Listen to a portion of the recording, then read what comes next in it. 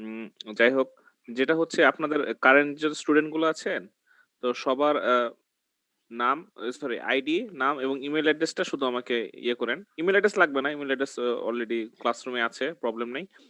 শুধুমাত্র আইডিটা আমাকে একটু কাইন্ডলি এক্সেল ইয়েতে ফাইলে করে আমাকে সেন্ড করেন, ইমেইল করবেন। ঠিক আছে? Okay sir. আচ্ছা। কজ আপনারা কে কতক্ষণ ক্লাস করছেন সেটা আমরা জানতে পারছি, বাট সেটা আমার তো রেকর্ড রাখতে হবে। সো দ্যাটস ওয়াই আমি ক্লাস অ্যাটেন্ডেন্সটা নিব।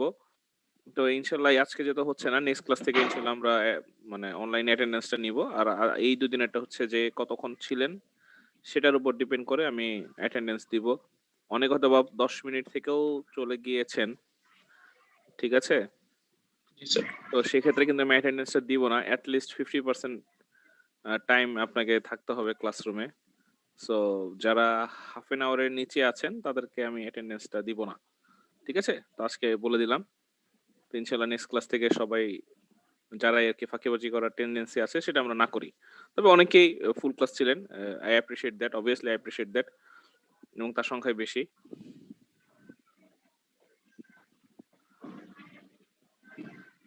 ঠিক আছে, আমাদের মোটামুটি অনেকে চলে আসছে। So in our last class we had studied about what? Thermodynamics sir. Yes, we are studying thermodynamics, but what topic? Sir basic concept and terminology sir. Yeah, that's true. That's obviously true. But Closed system, closed system. surroundings. Classification of thermodynamic systems. না এটা করা হয়নি sir, এটা আজ পর্যন্ত sir. Yeah. So basically, in our first class, we had studied about system, right? G sir, system surroundings এবং Yes, system, surroundings, and boundary, right? And we talked a lot about the boundary. So, and then we talked about closed system. Did you discuss open system? Sir a little bit sir. No, definition বলা হয়েছিল sir. Okay, fine. ও না না না sir, close system বলা হয়েছে sir, open volume বলা হয়নি sir. Okay. So, anyone, can you say what is a closed system?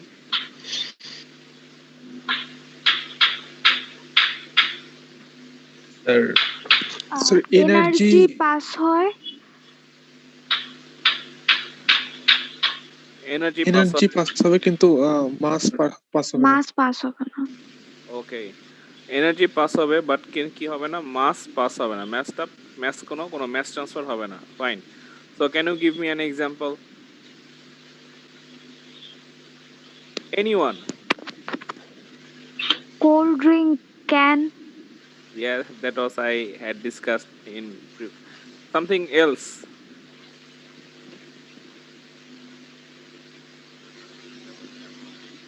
Sir piston গাড়ির ইঞ্জিনে যেটা ব্যবহার করা হয়। Piston গাড়ির ইঞ্জিনে যেটা ব্যবহার করা হয়, basically piston is a component of an engine and we cannot, so piston actually কি করা হয়, নাকি আমি পিস্টন সিলিন্ডার টোটালটাকে বলবো, কনসিডার করব?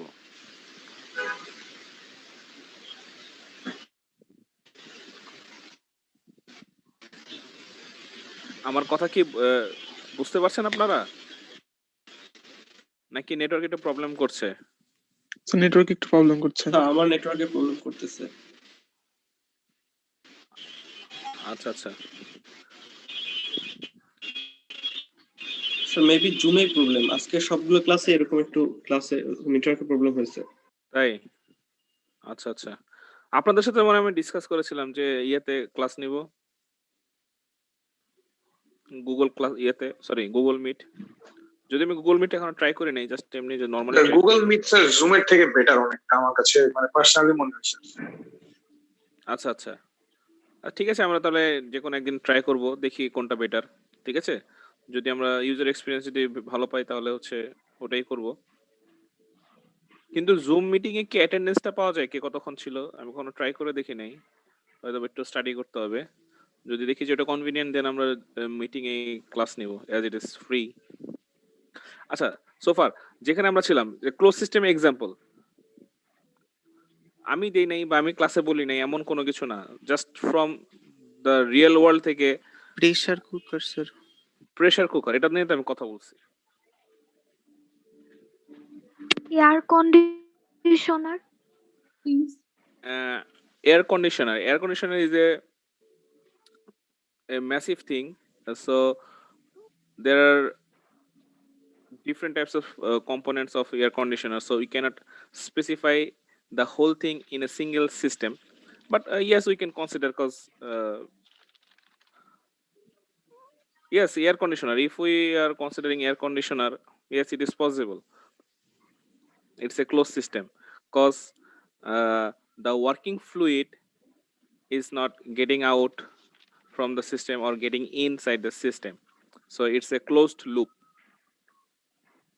আচ্ছা, তো এয়ার কন্ডিশনার যে এক্সাম্পলটা দিলেন, ঠিক আছে, সেটা আমি সবাইকে একটু বোঝানোর চেষ্টা করি। হ্যাঁ, এয়ার কন্ডিশনারকে আমি একটা ক্লোজ সিস্টেম বলতে পারি। সো ইউজুয়ালি যে জিনিসটা আমরা দেখে থাকি, আমাদের যে নর্মালি আমরা হোম অ্যাপ্লায়েন্স হিসেবে যে এয়ার কন্ডিশনার গুলো আমরা ইউজ করি, সেখানে দুইটা ইউনিট থাকে। আমরা কি জানি দুইটা ইউনিট? জি স্যার। আচ্ছা, একটা ইউনিট কি থাকে? একটা ইউনিটে থাকে হচ্ছে আমাদের রুমের ভিতরে, এবং আরেকটা ইউনিট কোথায় থাকে? স্যার রুমের বাইরে। আমার বাইরে। রুমের বাইরে থাকে, ঠিক আছে। সো রুমের ভিতরে যে ইউনিটটা থাকে, আমরা এয়ার কন্ডিশনের ডিটেইলস পড়াশোনা করব, ঠিক আছে, বাট তারপর জাস্ট আমি তাও একটু বলে যাচ্ছি, যেন পরবর্তীতে তোমাদের বুঝতে সুবিধা হয়, আপনাদের বুঝতে সুবিধা হয়। তো সেক্ষেত্রে রুমের ভেতরে যে পার্টটা থাকে, ঠিক আছে, যে if we are considering the split AC, হ্যাঁ, স্প্লিট ইউনিট, তো রুমের ভেতরে থাকে হচ্ছে ইভ্যাপোরেটর, ঠিক আছে। যে টার্মটা আমরা ইউজ করি সেটাকে বলা হয় হচ্ছে ইভ্যাপোরেটর, ঠিক আছে। আর রুমের বাইরে থাকে হচ্ছে কম্প্রেসর এন্ড কন্ডেন্সার, ঠিক আছে।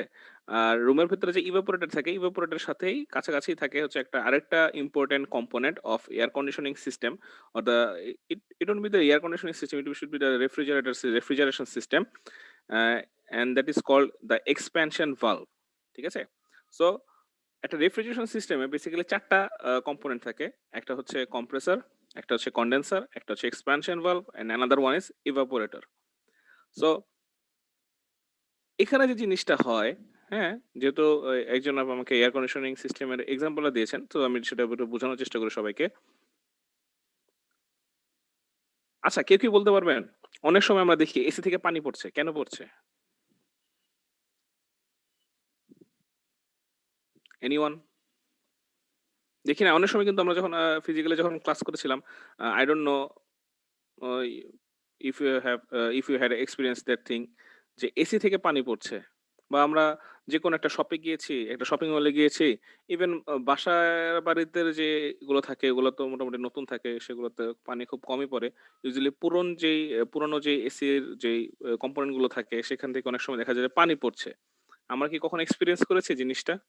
Anyone from this 47? এক্সপেরিয়েন্স করেছি। আমি কিন্তু দেখেছি, কিন্তু কেন পড়ে, মানে কখন কি মাথায় আসছে যে এসি থেকে কেন পানি পড়ছে? তাহলে কি এসির ভিতরে কি পানি থাকে? এই পানি আমাদের জলীয় বাষ্পগুলো স্যার গ্যাসগুলো কম্প্রেসার দিয়ে বাইরে বের হতে পারে না, এই জন্য লিকুইড ফর্মে ভেতরে পড়ে। আচ্ছা, সো একটা জিনিস চিন্তা করি, তোমরা যেভাবে চিন্তা করছো আমি তোমাদের ঠিক সেভাবে আমি তোমাদেরকে লজিক গুলো দিয়ে ট্রাই করি। যে একজন যে বললা যে জলীয় বাষ্প, ঠিক আছে, দ্যাট মিন্স ভেপার, এই ভেপারটা কোথায়? এয়ারের মধ্যে। এয়ার এর মধ্যে, ঠিক আছে। So technique actually you are right, ওটা হচ্ছে জলীয় বাষ্প, ঠিক আছে। আচ্ছা, দেন নেক্সট যিনি আমাকে এক্সাম্পলটা দিলেন যে স্যার গ্যাসটা, শুধু কি জলীয় বাষ্প স্যার? আরে আসতেছে, পানিও তো হইতে পারে, পানীয় জলীয় বাষ্প, ঘামও হইতে পারে স্যার। ঘামও হতে পারে না, দ্যাটস নট ট্রু। আমি এই জিনিসটা একটু বোঝানোর চেষ্টা করি, তাহলে বুঝবেন। সেকেন্ড যিনি এক্সাম্পলটা দিলেন যে গ্যাস তো কম্প্রেস হচ্ছে, সেটা বের হতে পারছে না, ঠিক আছে, বাট সেটা হয়তো বা পানি হিসেবে চলে আসছে। আচ্ছা, ঠিক আছে, এখন সবার কাছে আমার একটা প্রশ্ন, আমরা কি করলাম, আমরা একটা কাচের গ্লাস নিলাম, কাচের গ্লাসের ভিতরে বরফ নিলাম, একদম ছোটবেলার এক্সাম্পল, ঠিক আছে।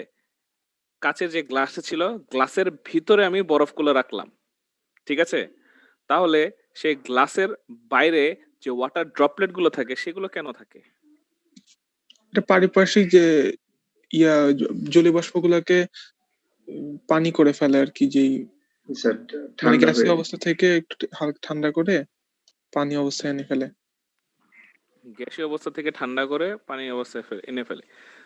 ওকে, আমি এটাকে তো আরেকটু এক্সপ্লিসিট ভাবে বলার চেষ্টা করি। আমার যে গ্লাসটা থাকে সেই গ্লাসের চারপাশে কি আছে? এয়ার আছে।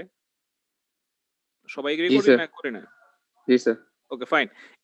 এয়ারের একটা মেজর মেজর পোর্শন বলবো না, হ্যাঁ সিগনিফিকেন্ট পোর্শন কি ভেপার থাকে, জলীয় বাষ্প থাকে। আমরা তো সবাই জানি যে 78% হচ্ছে ইয়ে 78 না 72% হচ্ছে নাইট্রোজেন, দেন কিছু পার্সেন্ট হচ্ছে অক্সিজেন, দেন হচ্ছে জলীয় বাষ্প, dust, others and carbon dioxide, তাই না? সো এর ভিতরে কিন্তু একটা মোটামুটি সিগনিফিকেন্ট অ্যামাউন্ট হচ্ছে কি থাকে, জলীয় বাষ্প থাকে, ঠিক আছে? সো আমরা কি জানি, যখন কোন স্টিমকে যদি আমরা ঠান্ডা করি সেটা কিসে পরিণত হয়? পানিতে। পানিকে যদি আমরা আরো ঠান্ডা করি সেটা কিসে পরিণত হয়? বরফ। বরফে। ক্লিয়ার? ওকে।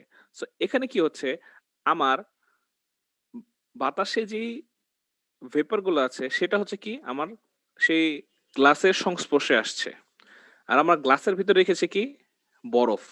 তো বরফ কি ঠান্ডা, সে বরফের টেম্পারেচার হচ্ছে -5 ডিগ্রি সেলসিয়াস, ঠিক আছে? সো বরফের আশেপাশে কি আছে? আমার গ্লাসের সারফেস। তো সেই গ্লাসের সারফেস কি করবে? সে বরফের কাছাকাছি টেম্পারেচারে চলে আসবে। ধরো 0 ডিগ্রি সেলসিয়াস বলি, বা মোটামুটি আমি জাস্ট ফর এক্সাম্পল প্র্যাকটিক্যালি আরেকটু বেশি থাকে। ধরে নিলাম যে আমার গ্লাসের টেম্পারেচারও ধরো 1 ডিগ্রি সেলসিয়াস বা 2 ডিগ্রি সেলসিয়াস, ঠিক আছে? সো এই যে কম টেম্পারেচারে যখন আমার গ্লাসের সারফেসের আশেপাশে যে এয়ারটা থাকে, সেই এয়ার যখন গ্লাসের সংস্পর্শে চলে আসে, গ্লাস কি ঠান্ডা আর এয়ার কি গরম, কারণ তার ভিতরে আছে কি কিছু পরিমাণ জলীয় বাষ্প। তো সেই জলীয় বাষ্পগুলো কি হয়, ওই ঠান্ডা গ্লাসের সারফেসের সংস্পর্শে এসে বাষ্প থেকে তরলে পরিণত হয়, এবং সেটাই হচ্ছে আমাদের যে গ্লাসটা থেকে সেই গ্লাসের ড্রপলেট হিসেবে দেখা দেয়, ঠিক আছে? তো এই সেম জিনিসটাই ঘটে হচ্ছে আমাদের এয়ার কন্ডিশনারে, ঠিক আছে? সো এয়ার কন্ডিশনারে কি হয়, এয়ার কন্ডিশনের ভিতরে হচ্ছে ঠান্ডা রেফ্রিজারেন্ট, ঠিক আছে? এয়ার কন্ডিশনারে আমরা এখানে যে বরফ যেটাকে বললাম, অ্যাকচুয়ালি কি করছে বরফ, কিন্তু আমার যে বাইরে যে বাতাসটা ছিল সেই বাতাসের জলীয় বাষ্পকে ঠান্ডা করে সে কি তরলে পরিণত করেছে। আর এয়ার কন্ডিশনিং সিস্টেম কি হয়, সেখানে কি টিউব থাকে। তো সেই টিউবের ভিতর দিয়ে হচ্ছে আমার ঠান্ডা রেফ্রিজারেন্ট ফ্লো করতে থাকে। সো সেই রেফ্রিজারেন্টের সংস্পর্শে যে সেই টিউবের সংস্পর্শে যে বাতাসটা থাকে, সেখানে যে জলীয় বাষ্প থাকে সে ঠান্ডা হয়ে তরলে পরিণত হয়, এবং সেখান থেকে কি হয় আমাদের ওয়াটার ড্রপলেট গুলো আমরা পড়তে দেখি। তো এটার মেইন রিজন হচ্ছে যে আমাদের রেফ্রিজারেন্টটা অনেক বেশি ঠান্ডা হয়ে গিয়েছে, ঠিক আছে?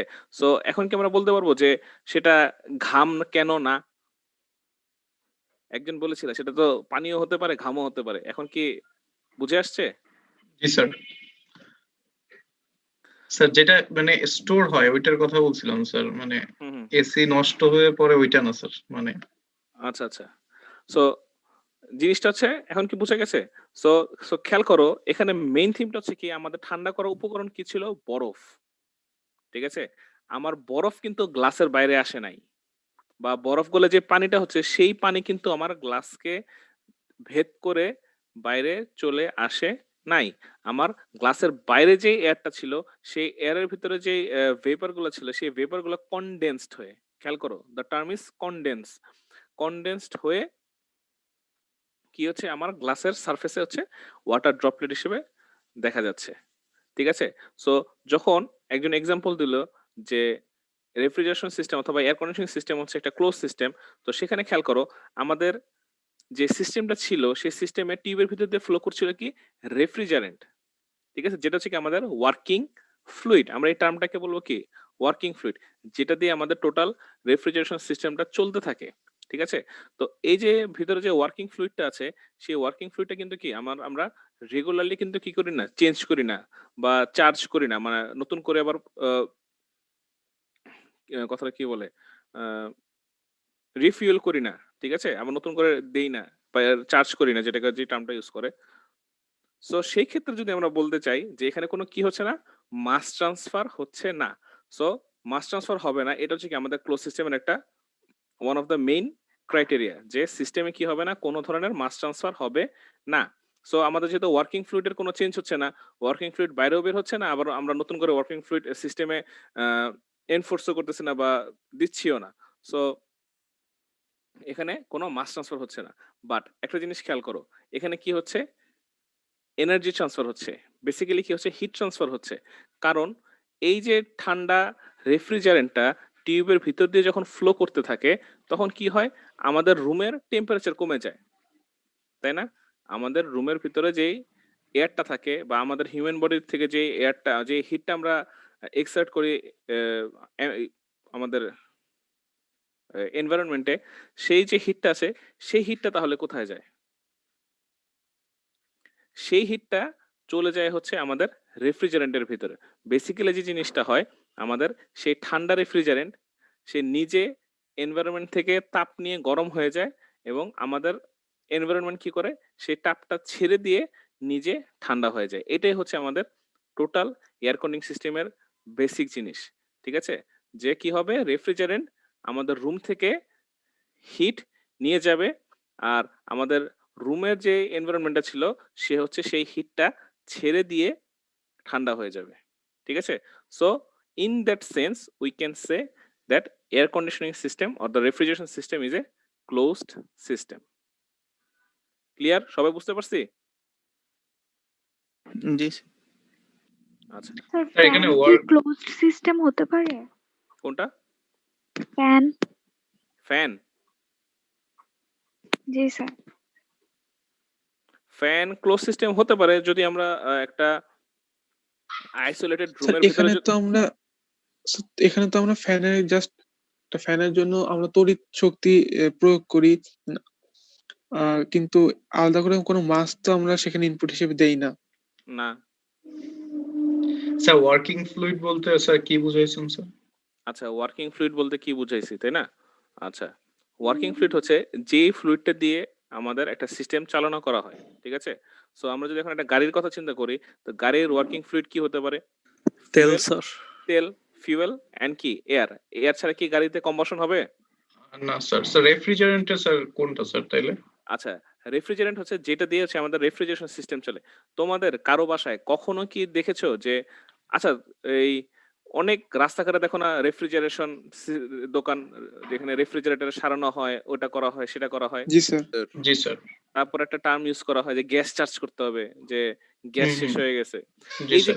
গ্যাস চার্জ বলে না, এই গ্যাসটা হচ্ছে বেসিক্যালি রেফ্রিজারেন্ট, ঠিক আছে? ও এই গ্যাসটাকে কমনলি বলে রেফ্রিজারেন্ট। মানে জিনিসটা কি, আমরা ফিউয়েল বলতেছি, কিন্তু ফিউয়েল কি অনেক রকম হয় না? কেরোসিন হয়, পেট্রোল হয়, ডিজেল হয়, গ্যাসোলিন হয়, ফার্নেস অয়েল হয়, ঠিক আছে? তারপরে কোল হয়, তারপরে নিউক্লিয়ার হয়, ঠিক আছে?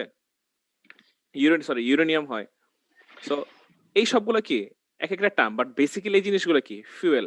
তো সেম ভাবে ডিফারেন্ট টাইপের রেফ্রিজারেন্ট থাকে, ঠিক আছে? স্যার এখানে স্যার মানে হিট অ্যাবজর্ব করে বললেন স্যার রেফ্রিজারেন্ট স্যার। হুম হুম। তাইলে স্যার মানে যে পানি যে শুকায় যায় স্যার এইটা কি অ্যাবজর্ব করে না স্যার? পানি শুকায় যায় কোনটা? মানে সূর্যের স্যার ফ্রিজ সূর্য ঠান্ডা এনভায়রনমেন্টে স্যার যদি মনে করেন যে ফ্রিজ মানে এসির সামনে বা যদি রাখেন বা ফ্রিজেই যদি বলি স্যার, ফ্রিজেও তো পানি জমে স্যার। ওই হুম। পানিটা কোথা থেকে স্যার? আচ্ছা, ফ্রিজেও তো পানি জমে, সেই পানিটা কোথা থেকে জমে? ফ্রিজের পানিটা হচ্ছে যে পিছন সাইডে, ফ্রিজের পিছনে যে পানিটা জমে, সেটাও কিন্তু সেম কেস। বরফ এবং তার গ্লাসের বাইরে যেই পোর্শনটা থাকে, সেখানে যার কারণে যে অ্যাটমসফিয়ারের কারণে যেই অ্যাটমসফিয়ারে যে ভেপারটা থাকে, সেটা কনডেন্স হয়ে হচ্ছে লিকুইডে পরিণত হয়। ফ্রিজের পিছনে যে পানিটা জমে, সেটাও সেম জিনিস। এটার মানে হচ্ছে যে তোমার রেফ্রিজারেন্টটা অনেক বেশি ঠান্ডা হয়ে যাচ্ছে, ঠিক আছে? রেফ্রিজারেন্টে কি হচ্ছে, অনেক বেশি ঠান্ডা হয়ে যাচ্ছে। So, অনেক বেশি যখন ঠান্ডা হয়ে যাচ্ছে, তখন কি হয়, রেফ্রিজারেন্ট যে টিউবটা আছে, সেই টিউবের উপর পানি জমতে জমতে সে জায়গায় জমা শুরু হয়ে যায় হচ্ছে বরফ, ঠিক আছে? খেয়াল করো, প্রথমে কি হয়, জলীয় বাষ্পকে আমরা কনডেন্স করে হচ্ছে পানিতে পরিণত হলো। সেই পানিটা যদি আরো বেশি ঠান্ডা হয়ে যায় তাহলে কি সেটা বরফে যাবে? Normal physics. ক্লিয়ার? জি স্যার। জি আচ্ছা, স্যার। সবথেকে মজার ব্যাপার যেটা হচ্ছে, এই যে বরফ, তাহলে বলো তো বরফ কি আমাদের ফ্রিজের জন্য ভালো না খারাপ? স্যার খারাপ স্যার, কেন? কারণ স্যার ওই স্যার টিউবটা স্যার আসতে মানে টিউবের উপর দিয়ে স্যার বরফ পড়ে তো ক্ষতি হইতে পারে এতে স্যার, এটাই মনে হচ্ছে। সেটা মনে হচ্ছে। স্যার টেম্পারেচার চেঞ্জ হইতে পারবে না। আচ্ছা, বরফ আর ইনসুলেটরের নাম শুনছি কখনো? ইনসুলেটর? ফিজিক্সে শুনছিলাম মনে হয়। হ্যাঁ, শুনছিলাম। ইনসুলেটর বা হচ্ছে ইনসুলেশন। ইনসুলেশন হচ্ছে কি, আমরা যে শীতকালে জ্যাকেট পরি, জ্যাকেটটা কি? জ্যাকেট কিন্তু one kind of insulator. That means হচ্ছে কি, আমার বডির যে টেম্পারেচারটা আছে সেই টেম্পারেচারটা সে কি করবে? কন্টেইন করবে। সেটা কি আমার অ্যাটমসফিয়ারে যাবে না। এট দ্য সেম টাইম আমার অ্যাটমসফিয়ারে যে ঠান্ডা যে বাতাস বা ঠান্ডা যে টেম্পারেচার আছে সেটাও কি করতে পারবে না, আমার জ্যাকেটকে ক্রস করে আমার বডির কাছাকাছি সংস্পর্শে আসতে পারবে না। বুঝতে পারছি? জি স্যার। আচ্ছা, তাহলে একটা জিনিস খেয়াল করো। এই যে আমরা যখন জ্যাকেট পরে থাকি, হ্যাঁ, তখন কিন্তু কি এই আমরা এনভায়রনমেন্টের বাইরে ঘুরতে বের হইলে আমাদের কি ঠান্ডা লাগে? না স্যার। ঠান্ডা লাগে না। কারণ কি? জ্যাকেট একটা ইনসুলেটর। সো বাইরে ঠান্ডা জিনিসটা আমাদের লাগছে না। ওকে, ফাইন। দেন আমাদের ফ্রিজের মেইন অবজেক্টিভ কি? টেম্পারেচারটা কমানো। ফ্রিজের মেইন অবজেক্টিভ হচ্ছে যেন আমাদের জিনিসটাকে আমরা কি করতে পারি? ঠান্ডা রাখতে পারি। ক্লিয়ার? জি স্যার। হ্যাঁ, আমরা ফ্রিজে কোক কেন রাখি? যেন কোকটা ঠান্ডা হয়। আমরা ঠান্ডা কোক খাবো। That's right. ঠান্ডা রাখতে পারি। বরফের সবথেকে মজার জিনিস যেটা হচ্ছে, বরফ, the ice itself is an insulator. ঠিক আছে? বরফের একটা প্রপার্টি হচ্ছে সে ইনসুলেটর হিসেবে কাজ করে। দ্যাট মিনস এখানে আমাদের যদি আমরা একটা ক্যানে কোক রাখি আর যদি সেটার আশপাশে বরফ থাকে, বরফটা জ্যাকেট হিসেবে কাজ করবে। যেখানে আমার রেফ্রিজারেন্ট যেটা আছে সেটা কি? আমাদের বাইরের এনভায়রনমেন্ট হিসেবে কাজ করছে। দ্যাট মিনস আমাদের রেফ্রিজারেন্টটা আমাদের যে কোকটা আছে, কোকটাকে ঠান্ডা করতে পারছে না, because of the layer of ice. বুঝা গেছে? জি স্যার।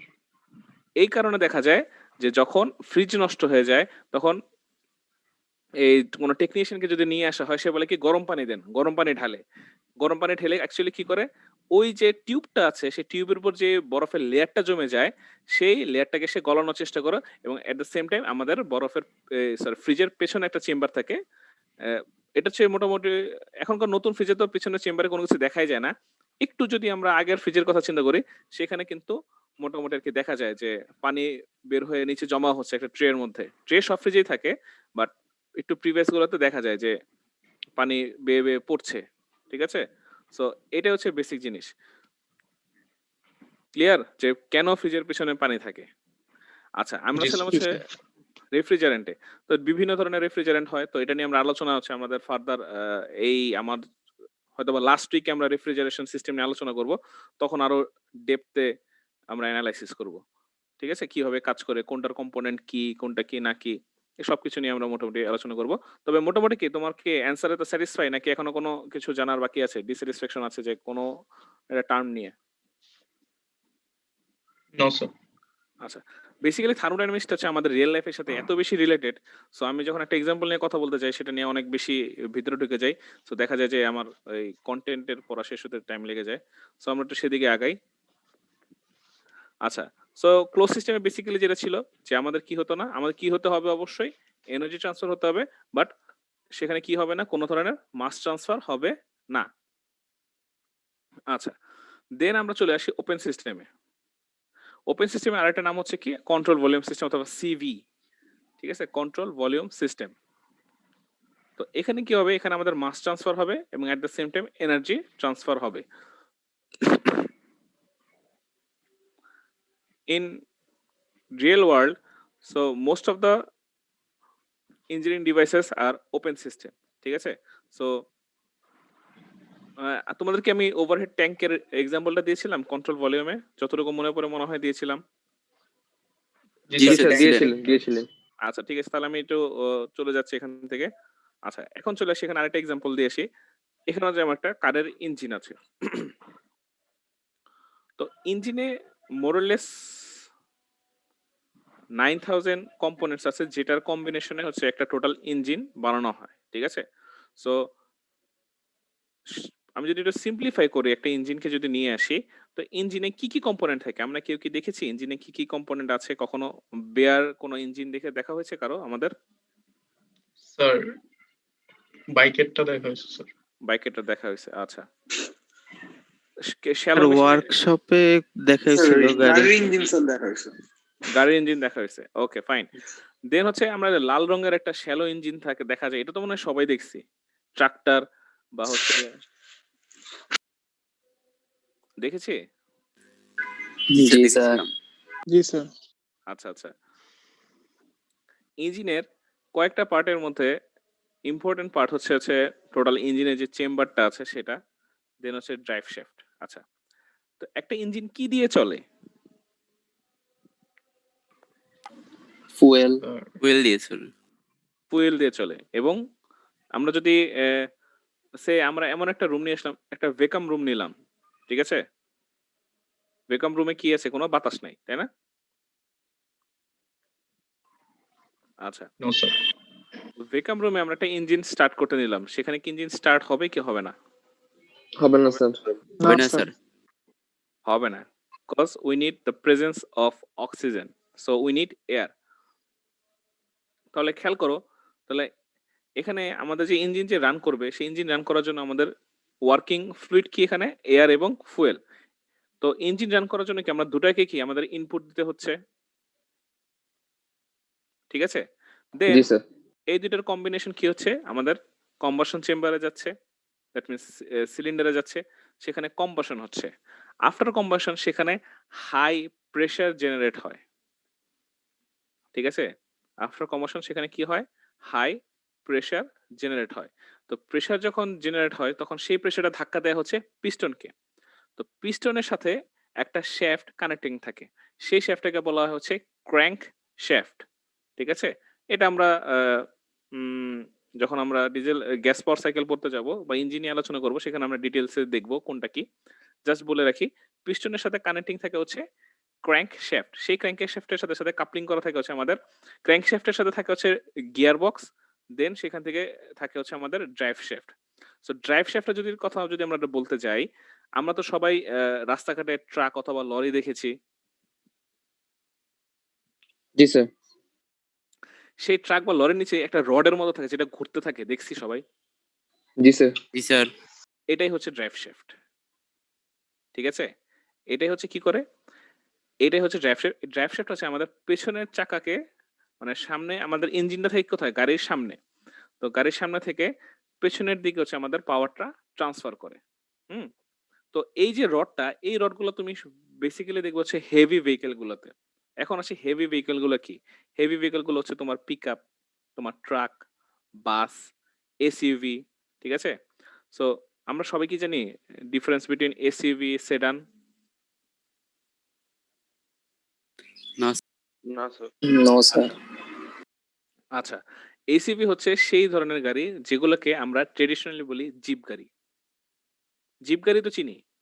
জি স্যার। আচ্ছা, স্যার এসইউভি ফোর হুইলার। হ্যাঁ, এসইউভি ফোর হুইলার যেগুলো আর কি। এখন তো ফোর হুইলার চলে আসছে। মোটামুটি সব অল হুইল ড্রাইভ যেগুলোকে বলে আর কি। তো বাট এই যে ফোর হুইলার তুমি যে বলছো, এখানে কিন্তু চুজ করা যায়। তুমি কি ফ্রন্ট হুইলে Yes, sir. চালাবা নাকি ইয়েতে চালাবা? এফ রিয়ার হুইলে চালাবা। ঠিক আছে? সো আচ্ছা, এখন কেউ বলতে পারবা এনিওয়ান যে এসইউভির মেইন পারপাস কি?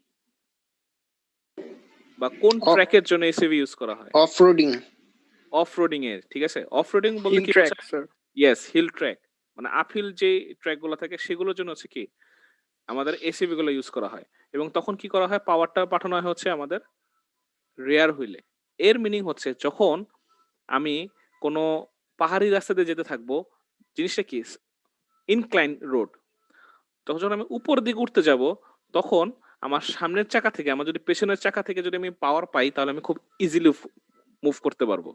ঠিক আছে? সো খেয়াল করবা কেউ যদি রাঙামাটি বা বান্দরবনে গিয়ে থাকো, সেখানে কিন্তু ইউজুয়ালি যে জিনিসটা করা হয় যে আমরা যে নর্মাল যে সেডান কার মানে প্রাইভেট যে কারগুলো থাকে ইউজুয়ালি করলা মানে 5 সিটার কার যেগুলা বা 2 সিটার কার যেগুলো থাকে সেগুলোকে বলা হয় কি সেডান কার।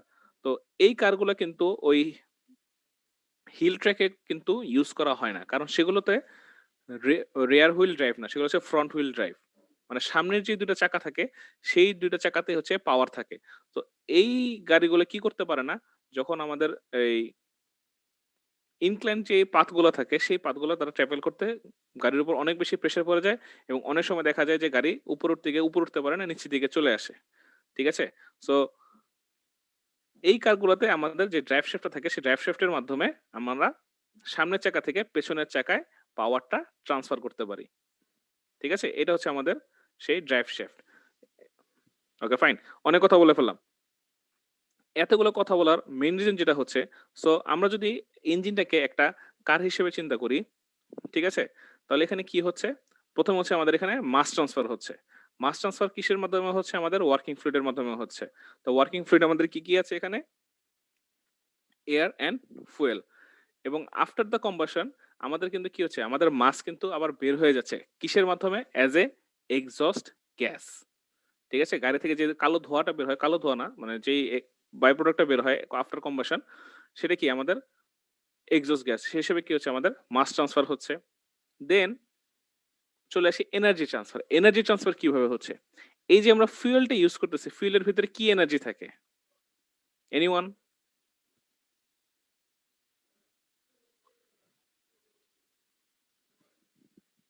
Potential energy.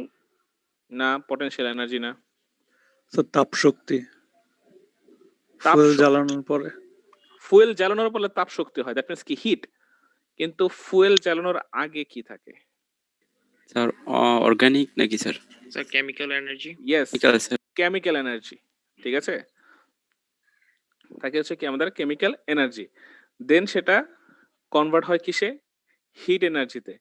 দেন হিটটা কনভার্ট হয় কোন এনার্জিতে, মেকানিক্যাল এনার্জি। যখন আমার কার থেকে এই ড্রাইভ শ্যাফটটা রোটেট করা শুরু করে। ঠিক আছে, so if we are considering an engine as a system, there is mass transfer as well as there is energy transfer. So we can consider that an engine is a control volume system or an open system. Clear সবাই? Sir মাস ট্রান্সফারটা একটু আবার বলবেন sir. আচ্ছা, মাস ট্রান্সফারটা কিভাবে হচ্ছে, আমার working ফ্লুইডটা হিসেবে যাচ্ছে কি কি, ফুয়েল এবং এয়ার। কম্বাসনের পরে কি হচ্ছে, আমার এক্সস্টটা বের হয়ে যাচ্ছে, সো কি মাস ট্রান্সফার হচ্ছে। Okay sir. ঠিক আছে, এই সিম্পলিফাই ডায়াগ্রাম দেখে জিনিসটা একটু ক্লিয়ারলি বুঝতে পারবো। আচ্ছা, দেন আমরা আরেকটা টার্ম জানবো, সেটা হচ্ছে isolated system. So open system এবং ক্লোজ সিস্টেম থেকে যদি আমরা আইসোলেটেড সিস্টেমের কি যদি একটু অ্যাজুম করতে চাই, তাহলে কি হতে পারে? ওপেন সিস্টেমে দেখো আমাদের কি কি allowed, mass transfer allowed, energy transfer allowed. But in close system আমাদের কি শুধুমাত্র energy transfer allowed, but there will be no mass transfer. So in case of an isolated system, there will be no mass transfer and no energy transfer. So those kind of system will classify as isolated system. Clear? Sir Okay. Sir এটা যদি আরেকবার একটু clear করতেন। আচ্ছা, isolated সিস্টেমটা হচ্ছে এমন একটা সিস্টেম যে সিস্টেমে হচ্ছে কি হবে না, কোনো ধরনের মাস ট্রান্সফার হবে না, কোনো ধরনের কি হবে না, এনার্জি ট্রান্সফার হবে না। ঠিক আছে, সেই ধরনের সিস্টেমকে বলা হচ্ছে আইসোলেটেড সিস্টেম। সো আইসোলেটেড সিস্টেমকে যেটা আমি বললাম যে যদি আমরা আমাদের জাস্ট একটা এক্সাম্পল যদি ধরতে তোমাকে বলতে চাই, সেটা হচ্ছে নর্মালি চিন্তা করো বাসা বাড়িতে রান্না করেছো সবাই, বা কেউ কোনোদিন রান্না জি রান্না স্যার। করে, জি স্যার। কেউ কোনোদিন রান্না করে গিয়ে রান্না করেন না এমন কেউ আছেন? কাজ করছিলাম একদিন। হ্যাঁ, আমাদের সবারই মোটামুটি ইয়ে আছে, এক্সপিরিয়েন্স আছে রান্না করে যাওয়ার। সো খেয়াল করি ডিম ভাজি যেই করে সেই পাত্রের নাম কি, কে বলতে পারবে? Frying pan. Fry pan. ঠিক আছে, সো ফ্রাই প্যানের যে হ্যান্ডেলটা থাকে, ঠিক আছে, সেই হ্যান্ডেলে কি আমরা কি ইজিলি ধরতে পারি, না কোনো কিছুর সাপোর্ট নিয়ে আমাদেরকে হ্যান্ডেলটা ধরতে হয়? ইজিলি ধরতে পারি স্যার। ইজিলি ধরতে পারি। আর ফ্রাই প্যানের যেই পার্টটা কি আমাদের চুলায় থাকে সেটা কি আমরা ইজিলি ধরতে পারি? না স্যার। কেন পারি না? স্যার কজ সেটা আইসোলেটেড না। আইসোলেটেড না। তাহলে আমাদের হ্যান্ডেলে এমন কি আছে যেটা দ্বারা আমরা হচ্ছে হ্যান্ডেলটা আমরা টাচ করতে পারছি? ইনসুলেটর। তাপ কুপরিবাহী। হ্যাঁ, তাপ কুপরিবাহী, যেটাকে বলা হচ্ছে ইনসুলেটর। ঠিক আছে? সো এমন একটা ম্যাটেরিয়াল দিয়ে জিনিসটা করা থাকে, টেফলন। না, টেফলন না। টেফলনই তো মনে হয়। হ্যাঁ, হ্যাঁ, টেফলন। তো এই ম্যাটেরিয়াল দিয়ে যেটা হয় যে কিছু, কিছু ম্যাটেরিয়াল আছে যার ভেতর দিয়ে কি হতে পারে না? তাপ এবং বিদ্যুৎ পরিবহন করতে পারে না। ঠিক আছে? সো এদের দ্বারা যখন আমি হ্যান্ডেলটাকে আবৃত করে দিলাম, দ্যাট মিনস কি সেখান থেকে কোনো হিট ট্রান্সফার হচ্ছে না। ঠিক আছে? ওই হ্যান্ডেলটা থেকে আমরা যদি শুধু হ্যান্ডেলটাকে কনসিডার করি অ্যাজ এ সিস্টেম, আবার কি আমরা সেই হ্যান্ডেলে কি করে হচ্ছে কোনো মাস ট্রান্সফার হচ্ছে না। So we can consider the handle as a isolated system. Sir তাহলে ডিফারেন্সটা কি স্যার ক্লোজ সিস্টেম আর আইসোলেটেড এর?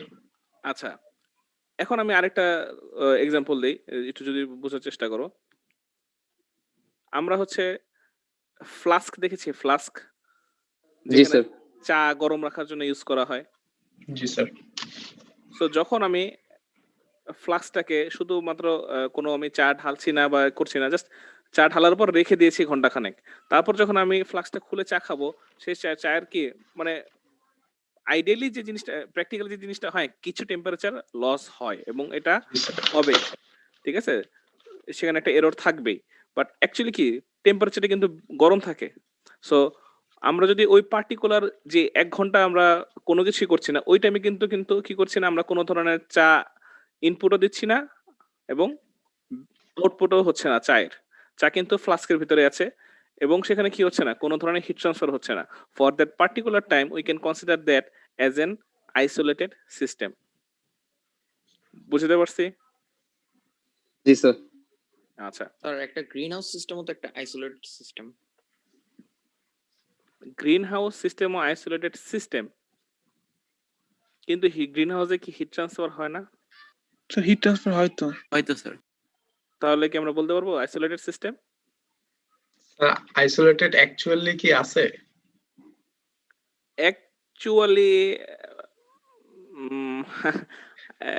টু বি ফ্র্যাঙ্ক, আইডিয়াল কোনো কিছুই নাই। ঠিক আছে? আমরা যে এত পড়াশোনা করি বা সামনে আরো অনেক পড়াশোনা করব, হ্যাঁ, আইডিয়াল গ্যাস নিয়ে, বাট আইডিয়াল গ্যাস তো আসলে কোনো কিছু না।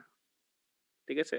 এবং কোনো কিছু না দেখেই কিন্তু এখনো সায়েন্স প্রোগ্রেসিং। ঠিক আছে?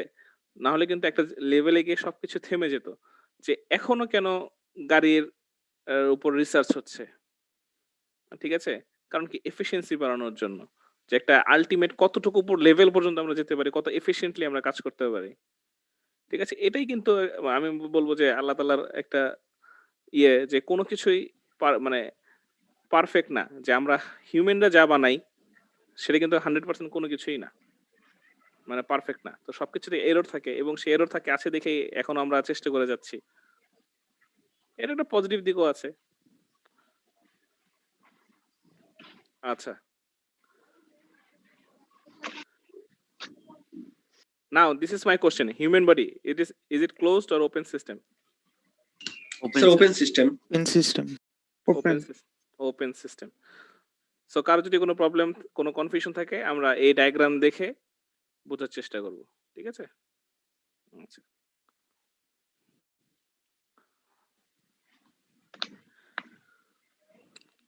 থার্মোডাইনামিক্স কে আমরা দুইটা ভিউয়ে দেখি।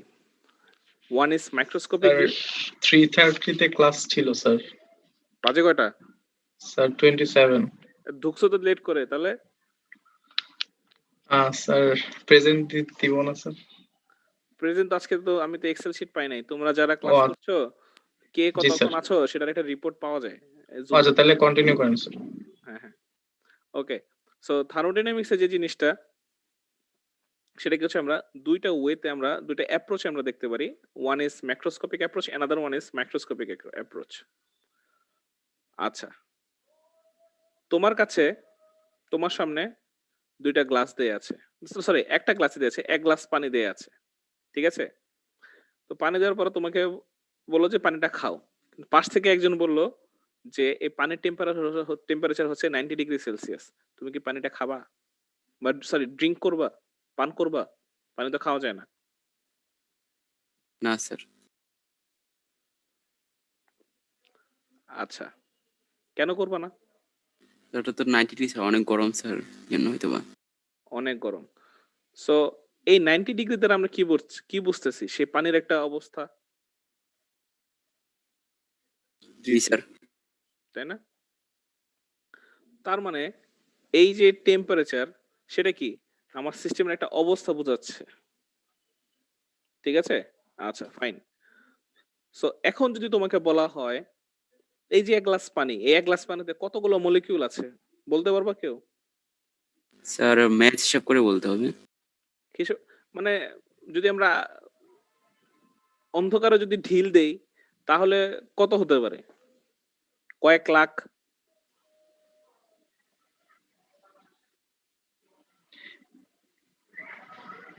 বেশি হতে পারছে। আরো বেশি হতে পারে। আমরা ধরলাম যে 10 লাখ 1 মিলিয়ন মলিকিউলস আছে হচ্ছে 1 গ্লাস পানিতে, একদম সাপোজ। এখন যদি তোমাকে বলি সেখান থেকে র্যান্ডমলি একটা মলিকিউলের টেম্পারেচার কত, তুমি কি বলতে পারবা? না স্যার।